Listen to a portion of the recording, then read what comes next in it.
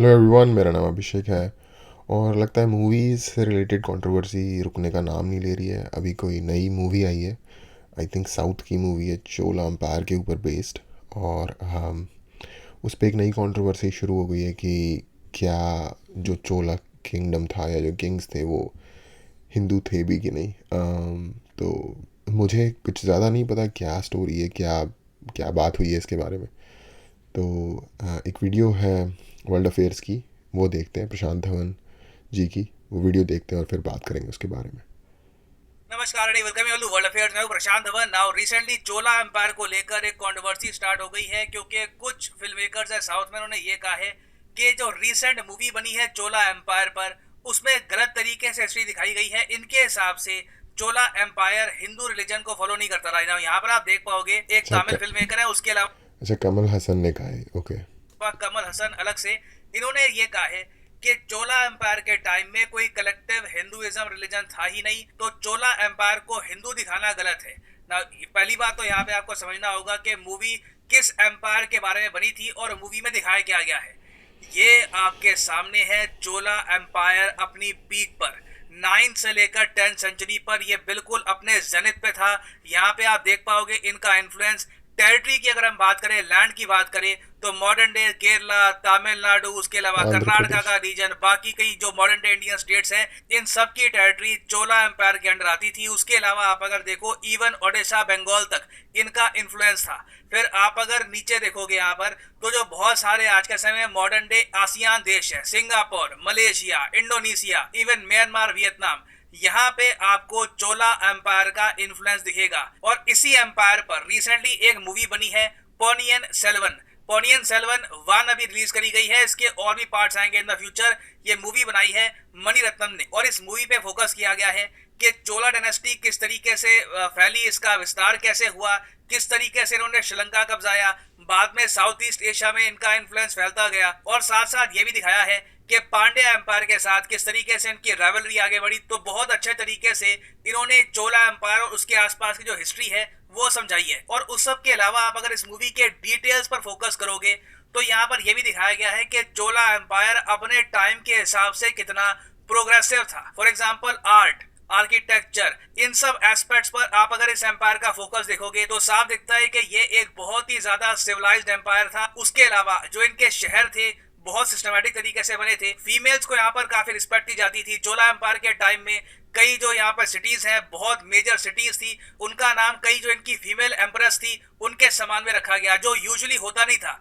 आप 9-10 सेंचुरी देखो तो फीमेल्स को इतना सम्मान कहीं नहीं मिलता था कि उनके नाम पर कोई आप शहर का नाम रख दो या फिर कोई रिवर का नाम रख दो। ये एक बहुत ही ज्यादा रेयर अकरेंस थी। और सबसे एक इंटरेस्टिंग बात मैं आपको ये बताऊं, चोला एम्पायर का जो आप कह लीजिए इनिशियल राइज था, इनकी शुरुआत हुई थी इनके राइज की 848 एडी में। उसके बाद ये अपने पीक पे पहुंचे 1030 एडी के आसपास। और एक कहावत मशहूर है चोला एम्पायर के बारे में कि जब चोला एम्पायर वियतनाम तक फैल रहा था, जब इनका इन्फ्लुएंस साउथ ईस्ट एशिया में लगातार फैलता जा रहा था, तब हमने नॉर्थ में देखा कि लगातार इन्वेजन हो रही थी। सोमनाथ टेम्पल उसी समय लगातार रेड किया गया मोहम्मद गजनी द्वारा, जब चोला किंग्स वियतनाम पे विस्तार कर रहे थे। तो ये आप कह लीजिए एक यूनिक टाइम था इंडियन हिस्ट्री का। साउथ फ्लरिश कर रहा था, साउथ में विस्तार हो रहा था, नॉर्थ लगातार सिकुड़ता जा रहा था, north was under a lot of pressure. और इसलिए आज भी हमारे वेरियस जो इंडस्ट्रियलिस्ट हैं ये ओपनली कहते हैं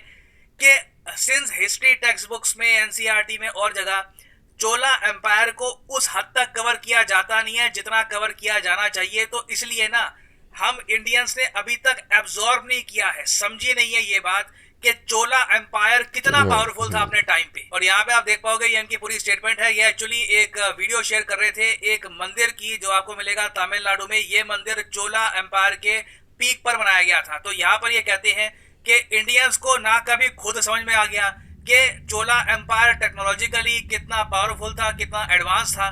और सिंस ये बात कभी हमको समझ नहीं आई, हम कभी दुनिया तक ये बात पहुंचा नहीं पाए कि ये एम्पायर हिस्ट्री बुक्स के सुनहरे पन्नों में जिसका नाम होना चाहिए, उसको उतनी रिकॉग्निशन नहीं मिली जितनी मिलनी चाहिए थी। तो अब आप यहाँ पर समझ। इस मंदिर के बारे में एक डिस्कवरी की भी एक आई थिंक डॉक्यूमेंट्री है कि जो जो मंदिर के जो हेड है, जो बिल्कुल हाईएस्ट पॉइंट है, आई डोंट नो उसके लिए टेक्निकल टर्म क्या है, उसमें एक बहुत ही बड़ा, आई थिंक 40 टन के आसपास वज़न का पत्थर है जो कि एक सिंगल स्टोन है। और जो वो रैंप की शेप दिखा रहे थे उसके बारे में अक्सर बात होती है कि फिगर आउट ही नहीं हो पा रहा कि कैसे इतना हैवी स्टोन उतनी हाइट पे ले जाया गया होगा, क्योंकि क्रेन्स वगैरह तो होती नहीं थी उस टाइम पे। वो कह रहे हैं कि आज के भी जो मॉडर्न टेक्नोलॉजी है उसके साथ भी इस फीट को अचीव करना बहुत मुश्किल है। दैट मैं उस पर्टिकुलर टेम्पल की बात कर रहा हूँ जिसकी वीडियो अभी दिखा रहे थे ये। वो रैंप का एक्सप्लेनेशन देते हैं, बट वो कहते हैं कि रैंप इतना बड़ा होगा और उसको बनाने के लिए इतनी ज़्यादा क्या कहते हैं मटेरियल लगेगा कि फिर उस मटेरियल को डिस्पोज करना अपने आप में एक लाइक इम्पॉसिबल सा टास्क बन जाएगा। किस एम्पायर की यहाँ पर हम बात कर रहे हैं। अब मेन इशू यहाँ पर क्या आता है कि वजह अजीब है, आज भी हम इस पर डिबेट कर रहे हैं, मगर डिबेट एक स्टार्ट हो चुका है। काफी इस पर आप देखोगे न्यूज चैनल्स पर आर्टिकल्स पब्लिश हुए हैं, ट्वीट्स हो रही है ऑनलाइन सोशल मीडिया पर कि जी ये महान एम्पायर जिस पर हम सब प्राउड करते हैं, ये एम्पायर, इस एम्पायर का रिलीजन क्या था? क्या ये लोग हिंदुइज्म फॉलो करते थे या फिर नहीं करते थे? क्योंकि आज जो रिसेंट मूवी बनी है मणिरत्नम साहब की, उसमें इंडिकेशन साफ लगती है कि इस एम्पायर का मेन रिलीजन हिंदुइज्म था। अब रिसेंटली क्या होता है कि कई डायरेक्टर है वो कह रहे हैं साउथ में कि नई चोला एम्पायर के किंग्स को हिंदू दिखाना गलत है, और कमल हसन साहब ने यहाँ पर यह भी कह दिया कि उस टाइम कोई हिंदू रिलीजन, एक कलेक्टिव हिंदू रिलीजन था भी नहीं। यहाँ पे आप देख पाओगे इनकी स्टेटमेंट है, Kamal Haasan agrees with the director, Hindu religion was not there in Raja Raja Cholas period. और इन्होंने आगे ये भी कहा है कि उस टाइम और बहुत टाइप के रिलीजन होते थे, शैविज्म था, उसके अलावा सवानंद था, वेरियस और टाइप के रिलीजन थे। हिंदू रिलीजन कलेक्टिवली कुछ एग्जिस्ट करता नहीं था। और ब्रिटिशर्स आए बाद में, ये इन्होंने ऐड करी है बात कि जब ब्रिटिशर्स भारत में आए तब इन्होंने हमको कलेक्टिवली एक नाम दिया कि इस पूरे कॉन्टिनेंट में, सब कॉन्टिनेंट में जो लोग ये यहाँ पर ये सर्टन प्रैक्टिसेस फॉलो करते हैं, इनको हम क्या बुलाएं? तो फिर ब्रिटिशर्स ने हमको नाम दिया हिंदू। तो ये इन्होंने बात बोली है रिसेंटली, और ऐसा नहीं है कि ये स्टेटमेंट ये पहली बार दे रहे हैं, इससे पहले भी ये कह चुके हैं कि जो वर्ड है हिंदू ये कोई नेटिव नहीं है इंडिया का, ये नाम हमको पहले मुगल्स ने दिया था और बाद में इस नाम को एंडोर्स किया ब्रिटिशर्स ने। अब ये जो स्टेटमेंट्स है, ये जो पूरी कंट्रोवर्सी है, आई डोंट नो ये अपनी हिस्ट्री कहाँ से पढ़ रहे हैं। I really like Kamal Haasan as an actor. इनकी एक फ़िल्म थी हिंदुस्तानी जो कि मैंने बहुत छोटे में देखी थी और मैं बहुत ज़्यादा अमेज़ हो गया था उस मूवी को देख के। उतनी अच्छी मूवीज़ इंडिया में कम ही बनती हैं, तो उस लेवल पे मैं इनकी रिस्पेक्ट करता हूँ। बट हमेशा ही मैं ये देखता हूँ कि जब भी आर्टिस्ट जब हिस्ट्री और पॉलिटिक्स में घुसने की कोशिश करते हैं तो उनका जो आधा अधूरा ज्ञान होता है कई बार वो लाइक क्या कहते हैं उसे, रायता फैला देता है चारों तरफ। जो हमने जितना अपने स्कूल की हिस्ट्री में, या जितना भी जो जनरल नैरेटिव है कि पर्शियंस और ग्रीक्स के लिए, क्योंकि वो बिगिनिंग की बड़ी सिविलाइजेशन थी, उनके लिए इंडस रिवर के इस पार के लोगों को वो, क्योंकि जो है वो सिंधु नदी के नाम पे इस पूरे जगह के लोगों को बुलाया जाता था, तो वो बोल नहीं पाते तो वो को ह बोलते थे, तो उससे हिंदू टर्म आई है, ठीक है। लेकिन शैविज़म है, कह रहे हैं उस वक्त शैविज़म होता था या कोई दूसरे डिनोमिनेशंस होते थे, बट वो क्या थे? वो हिंदुज़म का ही तो एक सब कल्चर थे, या सब डिनोमिनेशन कह सकते हैं। आप सेक्ट कह लो अगर आपको कोई बेटर वर्ड सूट नहीं कर रहा उसके लिए तो। लेकिन अल्टीमेटली आता तो ये सब कुछ सनातन धर्म के ही अम्ब्रेला के अंदर है। अब हिंदू वर्ड नहीं था, बट सनातन धर्म तो एक वर्ड है जो यहाँ के स्क्रिप्चर से निकल के आया है। धर्म बेसिकली धर्म है ओरिजिनल वर्ड, और यहाँ के जितने भी पंथ हैं वो सारे उसी के अंडर आते हैं। मैटर इसलिए करती है क्योंकि इंटरनेशनली जहां भी चोला एम्पायर की बात होती है ना, तो वहां पर चोला एम्पायर को एक हिंदू एम्पायर ही बुलाया जाता है। फॉर एग्जाम्पल मैं आपको दिखाऊं, यूनेस्को वर्ल्ड हेरिटेज साइट में ना, देखो चोला एम्पायर ने पूरे तमिलनाडु में, साउथ इंडिया में बहुत सारे मंदिर बनाए थे। उनमें से सबसे 3 बहुत ही फेमस मंदिर हैं जिनको हम कहते हैं ग्रेट लिविंग चोला टेम्पल्स। ये टेम्पल 11 से लेकर 12 सेंचुरी के आसपास बनाए गए थे, और इन टेम्पल्स के बारे में आप अगर पढ़ोगे तो साफ साफ लिखा है कि शिव मंदिर थे ये, शिव जी के लिए ये मंदिर बनाए गए थे। और आप कहीं भी पढ़ोगे, किसी भी आप वेबसाइट पे चले जाओ, चाहे विकीपीडिया हो, ब्रिटानिका हो, वहां पर यही कहते हैं कि जो यूनेस्को वर्ल्ड हेरिटेज साइट है ग्रेट लिविंग चोला टेम्पल्स की, ये एक ग्रुप है of Chola dynasty era Hindu temples in the state of Tamil Nadu. अब ये हमने बात कर ली है विकिपीडिया की। आप ब्रिटानिका में भी जाओगे जो अपने आप में बहुत ही बड़ी एनसाइक्लोपीडिया है, ब्रिटानिका भी ये कहती है कि Chola kings were Hindus who worshipped lord Shiva. तो देखिए अगेन कंट्रोवर्सी बहुत इंटरेस्टिंग है कि हम हिंदू एक एम्पायर को कब कहेंगे, कब हम कहेंगे कि एक सर्टेन एम्पायर। नहीं नहीं नहीं, वो क्रिश्चियन थे, वो बस हिंदू टेम्पल बनवा रहे थे हर जगह। उनको हिंदू टेम्पल का आर्किटेक्चर पसंद था सिर्फ इसलिए।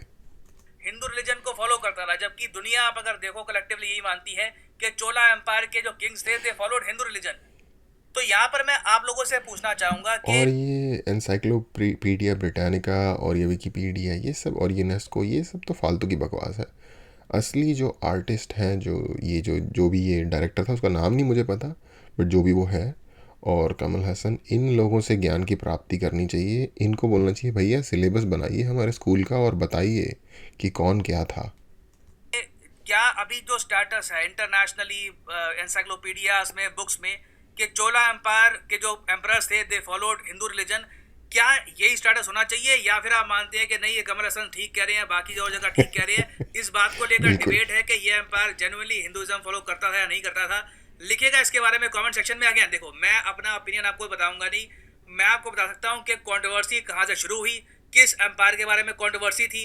इंटरनेशनली एकेडमिक्स में दुनिया भर की आप अगर इंसाइक्लोपीडियाज देख लो, क्योंकि यूजुअली जब हम बात करते हैं एम्पायर्स की तब हम एनसाइक्लोपीडिया की ही बात करते हैं, क्योंकि दुनिया भर में चाहे कोई रशिया में हो, जापान में हो, यूएसए में हो, वो चोला एम्पायर के बारे में नॉलेज इन एनसाइक्लोपीडिया से ही गैदर करेगा। तो यहाँ पर जो लिखा है ये मैटर करता है। तो इसलिए मैंने अपनी तरफ से जो जानकारी है आपके सामने रख दी है।